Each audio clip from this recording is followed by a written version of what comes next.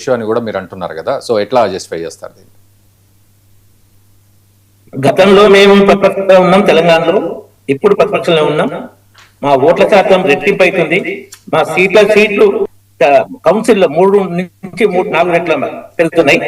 Even మన corporation కూడా మా ఓట్లు మా సీట్లు డబల్ మినిమం డబల్ అవుతాయి. కాబట్టి మా బలం పెరుగుతుంది. ఆ రెండు పార్టీలు ఏంటంటే అధికారంలో ఉంటే ఆకాశంలో అన్నట్టు ఉంటది, అధికారం పోతే భూస్థాయికి అన్నట్టు వస్తుంటాయి ఫలితాలు. అధికారం బట్టి వాళ్ళవి మారుతుంటాయి. మాది అధికారం లేకుండా మాది ఎప్పుడు బలం పెరుగుతుంది, పెరిగింది. మా అందులో ఇప్పుడు ఏంటంటే మామూలు ఏదో కొద్ది పెరుగుడు కాదు. ఇప్పుడు 7 మున్సిపల్ కార్పొరేషన్ లో 2 మేము గెలవబోతున్నాం. ప్రతి మున్సిపల్ కార్పొరేషన్ లో మా రిప్రజెంటేషన్ ఉంటుంది. లాస్ట్ టైం కౌన్సిల్ గా ఉన్న మంచిర్యాల 0, ఇప్పుడు మేము 9 లీడ్లో ఉన్నాం మంచిర్యాలలో. అసలు కొత్తగూడెం మేము ఎక్కడ ఎగ్జిట్ పోల్ కొత్తగూడెం ఇవ్వాలి బీజేపీ, ఇప్పుడు 2 లీడ్ ఉంది. కొత్తగూడెం 2 స్థానాలు మేము లీడ్ ఉన్నాం. మహబూబ్ నగర్ లో కూడా మేము 6 స్థానాలు ఉన్నాం, డబుల్ డిజిట్కి వస్తాం. నిజామాబాద్, కరీంనగర్ మేమే మేజర్ మున్సిపల్ కార్పొరేషన్స్. 3,40,000 ఓట్లు ఉన్న కరీంనగర్, 3,07,000 ఓట్లు ఉన్న నిజామాబాద్, ఇవి మేజర్. ఈ టోటల్ ఓట్స్ కనుక మీరు కార్పొరేషన్ వస్తే అధికార పార్టీకి ఎంత ఓట్ల శాతం వస్తుందో బీజేపీకి సమానంగా అది అధికారంలో ఉంది. మీ తెలంగాణలో మేము అధికారం లేము, అయినా సమానంగా ఓట్ల శాతం వస్తుంది. అది బీజేపీ గెలుపు. మరి ఎవరి మీద జాలిపడాలి నిజంగా అంటే రాహుల్ గాంధీ మీద జాలిపడాలి. ఈయన మూడోసారి కనీసం 3 అంకెల సంఖ్య కూడా చేరుకోలేదు. కాంగ్రెస్ రికార్డు ఏంటంటే అసలు 2 సార్లు వరుసగా ఓడిపోలేదు. ఎప్పుడు ఓడిపోయే తక్కువ.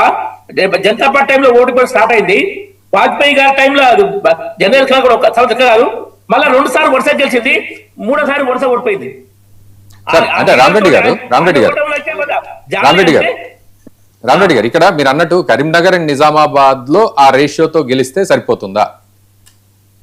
ఆ రేషియో తోటి గెలిస్తే సరిపోతుందా? మీరు అన్నట్లు కైవసం చేసుకుంటే సరిపోతుందా ఆ 2 మున్సిపల్ ఏరియాస్ కూడా? అవి 2 కైవసం చేసుకోవడంతో పాటు ప్రతి మున్సిపల్ కార్పొరేషన్ లో మా రిప్రజెంటేషన్ ఉండాలి, బలం పెరగాలి. బలం పెరుగు ఉండాలి. 0 నుంచి 9 ఒక్కసారి మీతో మాట్లాడదాం. ఒక్కసారి ట్రెండ్స్ నేను అప్డేట్ చేస్తాను సార్. ఒక్కసారి ఖమ్మం జిల్లా మాకు వీకెస్ట్ డిస్ట్రిక్ట్.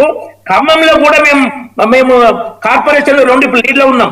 కొత్తగూడెం ధర్మారావు గారు, మాత్రమే ధర్మారావు గారు ఇన్ఛార్జ్ ఉన్నారు అనుకున్న మాధ్యమాలు అక్కడ. మరి నేను వారు ఏబీపీలో కలిసి పనిచేయడం. సో అద్భుతంగా పనిచేస్తున్న టీం పార్టీ ఏంటంటే ఇప్పుడు మీడియా మేనేజ్మెంట్ ఇక్కడ ఏంటంటే మీడియా ప్రభావం కూడా కొంత ఉండి బీజేపీ పోట్లేదు దాంట్లో కొంత మాకు రావాల్సిన ఓట్లు కొంత తక్కువ వస్తున్నాయి.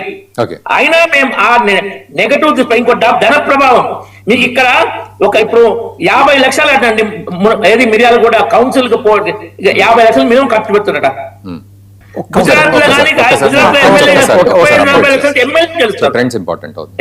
రామరెడ్డి గారు ఒక్కసారి నేను ట్రెండ్స్ అప్డేట్ చేస్తా.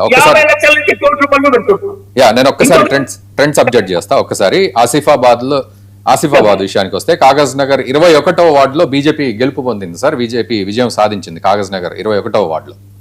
తర్వాత 3, 7, 17, 19 వార్డుల్లో బీఆర్ఎస్ గెలుపొందినట్లుగా తెలుస్తోంది. తర్వాత నిర్మల్ భైంసా 7వ వార్డులో స్వతంత్ర అభ్యర్థి రమాబాయి గెలిచారు, స్వతంత్ర అభ్యర్థి ఆవిడ. తర్వాత ఖమ్మం మధిర 4, 10వ వార్డుల్లో కాంగ్రెస్ విజయం సాధించింది సార్. వనపర్తి అమర్చింత 4వ వార్డులో కాంగ్రెస్ గెలిచింది. వనపర్తి అమర్చింత 1, 2, 9 వార్డుల్లో బీజేపీ గెలిచింది. అమర్చింత 1, 2, 9 వార్డుల్లో బీజేపీ సార్. ఇంకా మోయినాబాద్ 12వ వార్డులో కాంగ్రెస్ విజయం సాధించింది. మేడ్చల్ 3 చింతలపల్లి 4, 7, 13, 16, 19 వార్డుల్లో బీఆర్ఎస్ గెలిచింది. 3 చింతలపల్లి 1, 10 వార్డుల్లో కాంగ్రెస్, 10, 19, 31 వార్డుల్లో కాంగ్రెస్ గెలిచింది. ఇక 1, 4, 25 వార్డుల్లో మెదక్ బీఆర్ఎస్, 28వ వార్డులో బీజేపీ గెలుపు. సో అక్కడక్కడ బీజేపీ గెలుస్తూ వస్తుంది సార్. సో రియాజ్ గారు ఇక్కడ వారు అన్నట్లుగా ఆ రేషియో పెరుగుతూ వస్తుంది. అయితే ముఖ్యంగా నిజామాబాద్, కరీంనగర్ వాళ్ళది 100% గెలుపు అనేది వాళ్ళు డిసైడ్ అవుతూ వస్తూ ఉన్నారు. బట్ మిగతా ఏరియాస్లో అట్లా లేదు. అయితే ఇక్కడ నేను అడిగేది సార్, నేను ఇందాక కూడా అదే అడిగాను. సో సమస్యల్ని తీర్చడంలో, ప్రజల్ని ఆకట్టుకునే విషయంలో, సమస్యల్ని తీర్చి ఆకట్టుకునే విషయంలో కాంగ్రెస్ పార్టీ ఎంతవరకు అడుగు వేసిందని మీరు భావిస్తూ ఉన్నారు ఈ విజయాన్ని మీరు తీసుకున్నట్లయితే? రంగనాథ్ గారు మొట్టమొదటిసారిగా పెద్దలు రామరెడ్డి గారి ప్రశ్నలకు 2 సమాధానం చెప్పిన తర్వాత టాపిక్ వస్తుంది. ఏంటంటే బీజేపీ బేసికల్గా అర్బన్ బేస్డ్ పార్టీ సార్. అంటే మనం ఎన్ని మాట్లాడినా కూడా వారు కూడా అంగీకరిస్తారు. అంటే రూరల్ ఏరియాతో పోలిస్తే వాళ్ళ బలం అర్బన్ ఏరియాలో ఎక్కువ ఉంటుంది. బీజేపీ అర్బన్ బేస్డ్ పార్టీలో అర్బన్ ఎలక్షన్స్ జరుగుతున్నప్పుడు వాళ్ళ పర్ఫార్మెన్స్ మనం చూస్తున్నాం. వాళ్ళు 3వ స్థానంలో అసెంబ్లీ ఎన్నికల్లో ఉన్నారు, అక్కడ కూడా 3వ స్థానంలో ఉన్నారు. కానీ పార్లమెంట్ విషయానికి వస్తే ఏమైందంటే 8 స్థానాల్లో అంటే half of the parliament Hyderabad తీసేస్తే మిగతా 16లో సగం మేము గెలిస్తే సగం వాళ్ళు గెలిచింది. ఒకవేళ పార్లమెంట్ ట్రెండే కనుక కంటిన్యూ అయితే ఈరోజు స్థానాల్లో బీఆర్ఎస్ ప్లేస్లో బీజేపీ ఉండాలి కదా, ఇక్కడ కనిపించట్లేదు కదా. కొంచెం వాళ్ళ మాటలు కోటలు దాటుతున్నాయి తప్ప అడుగులు తంగెలు దాటలేదు అనే విషయం క్లియర్ అవుతుంది. ఈ రెండో విషయం ఏంటంటే కరీంనగర్ నిజామాబాద్ గురించి మాట్లాడుతున్నారు. వినండి సార్, వినండి అంటే మనం వాస్తవాలు మాట్లాడుతున్నాం కదా.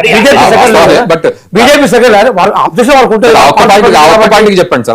అదే చెప్తాను, నేనేమంటున్నానంటే కాంగ్రెస్ అనేది మేము పార్లమెంట్లో లేము, కరీంనగర్ పార్లమెంట్లో, నిజామాబాద్ పార్లమెంట్లో. కానీ మీరు మొత్తం టోటల్ రిజల్ట్ అనౌన్స్ అయిన తర్వాత మేము పార్లమెంట్లో కరీంనగర్ అసెంబ్లీ ఎన్నికల్లో మాకు 3వ స్థానంలో ఉండే, రిజల్ట్ వచ్చాక మీకు తెలుస్తుంది. అలాగే నిజామాబాద్ అసెంబ్లీ కూడా మేము 2వ స్థానంలో ఉండే, మొత్తం స్థానాలు అనౌన్స్ అయ్యాక మీకు తెలుస్తుంది. వాళ్ళు 8 పార్లమెంటు స్థానాల్లో కైవసం చేసుకున్న ఆ పార్టీ ఇదే 8 పార్లమెంటు నియోజకవర్గాలకు ప్రాతినిధ్యం వహిస్తున్న మున్సిపాలిటీల్లో ఎన్ని గెలవబోతున్నారో మనకు కనబడుతున్నది కదా. ఇక్కడ క్లియర్ ఏంటంటే ఈ రోజు 12 సంవత్సరాల నుంచి వాళ్ళు కేంద్రంలో అధికారులు ఉన్నారు కదా, రాష్ట్రంలో వాళ్ళ పార్టీని ఎక్కడ ప్రమోట్ చేసే ప్రయత్నం చేయలేదు.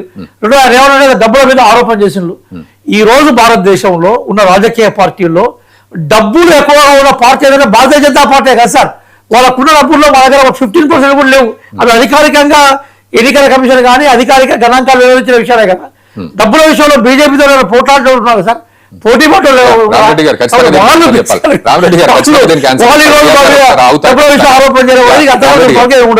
డబ్బులు పంచే విషయం, డబ్బుల పార్టీ. రామరెడ్డి గారు, డబ్బులు మేము పంచమండి. మా పార్టీకి నిధులు ఎక్కువ వస్తున్నాయంటే మేము బయటకి ఇస్తారు, మాకు వాళ్ళు బ్లాక్ గా తీసుకుంటారు. కాంగ్రెస్ పార్టీ మొదటి నుంచి బ్లాక్ మనీ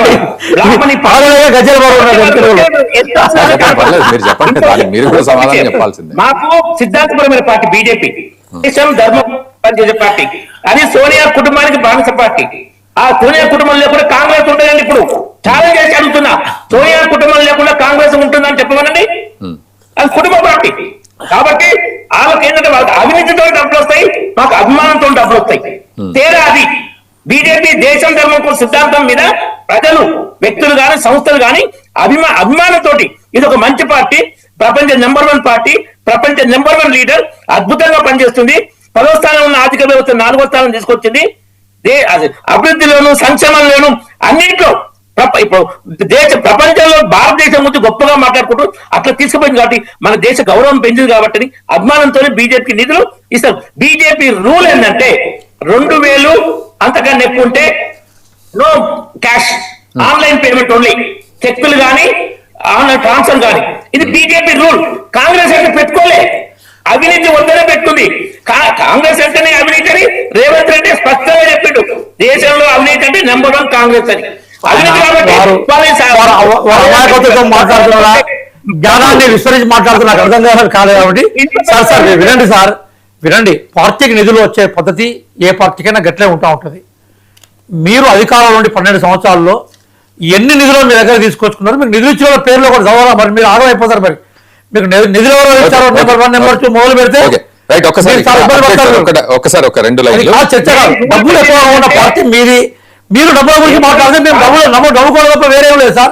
ప్రపంచంలో ఏ రాజకీయ పార్టీ పైసలు మీ దగ్గర పైసల పార్టీ, ధనవంతుల పార్టీ, డబ్బుల పార్టీ, వాళ్ళ కోసం పనిచేసే పార్టీ, పేదల పార్టీ, సేవల పార్టీ, దేశానికి స్వాతంత్రం పట్టుకొచ్చిన పార్టీ, తెలంగాణ ఇచ్చిన పార్టీ, ఈ దేశం కోసం త్యాగాలు చేసే పార్టీ కాంగ్రెస్ పార్టీ.